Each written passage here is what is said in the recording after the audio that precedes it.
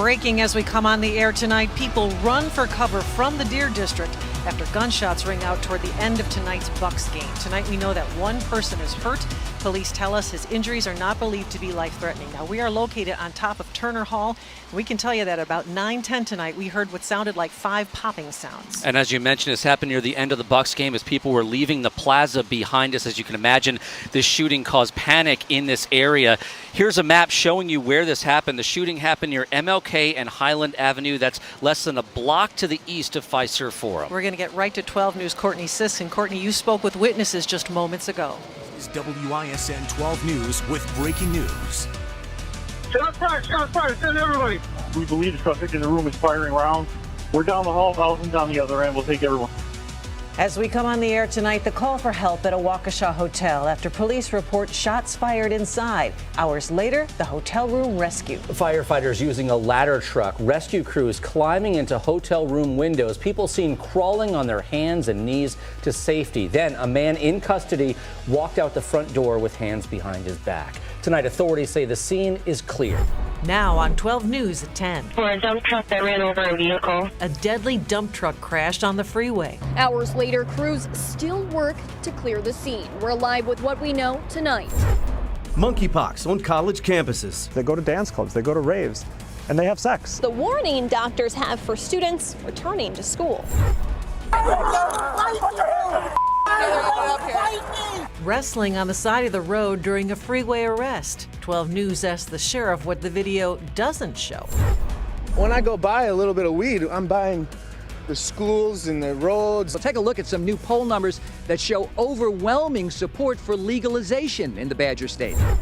And the security warning from Apple. The one thing you should do right now to stop hackers from controlling your device. Leading the way. Stuffed animals and candles sit in the alley where searchers discovered the body of 3-year-old Major Harris yesterday afternoon. The medical examiner today confirmed the little boy died of a gunshot wound to the head. Police located his body in a container placed outside near 35th and Roar. They said a tip led them to that spot. Major had been missing for about a week. Police issued an Amber Alert last Saturday, 2 days after finding his mother, Mallory Munzenberger, shot and killed behind a home in Milwaukee. As police moved in on that suspect, Jaheim Clark, Sunday, they say he died by suicide. Tonight, authorities still don't know who killed Major or what brought Major and his mother from the La Crosse area to Milwaukee. Why do you think someone would want to do this, hurt them like this? Evil. Evil, pure evil. That's it, that's all. They have no souls, no nothing. Amid their grief, mourners remembered Major tonight at a vigil. The life of a little boy lost in an act of violence. 12 News photojournalist Scott Depew was there. Hallelujah! Hallelujah!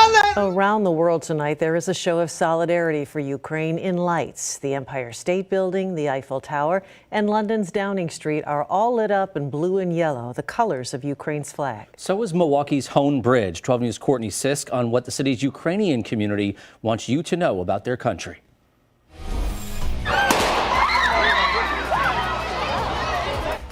The sound of gunfire rings out at a train station in Ukraine as desperation to get out of the country intensifies. It has been another night of attacks from Russian forces. Minutes away, the civilians staying behind to fight.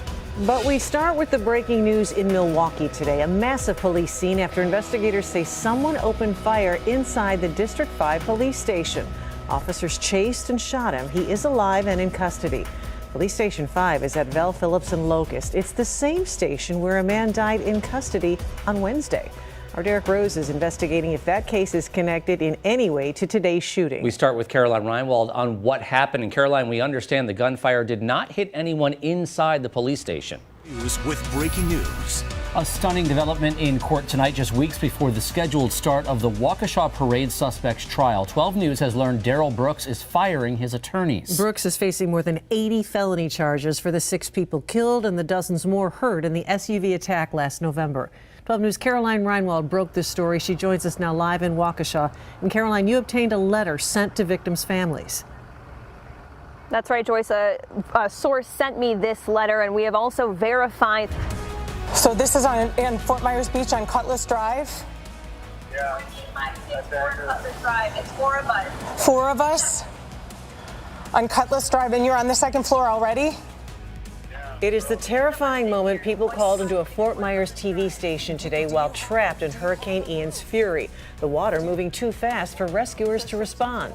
As we come on the air, the wind and rain are whipping across Florida. Nearly 2 million customers are without power tonight. Florida's governor says the storm surge reached up to 12 feet in some areas, a wall of ocean water flooding streets and washing away homes like here on Sanibel Island, southwest of downtown Fort Myers. Local officials describe Sanibel and Fort Myers Beach as decimated. It is a historic storm, and we begin our coverage with ABC's Morgan Norwood in Tampa.